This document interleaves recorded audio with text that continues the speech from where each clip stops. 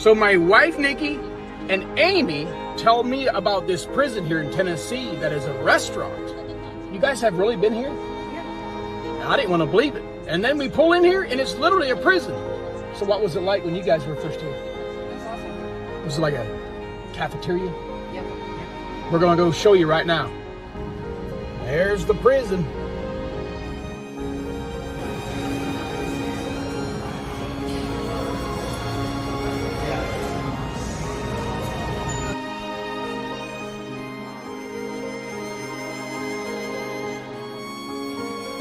Hey, Amy, what kind of prisoner food you got there?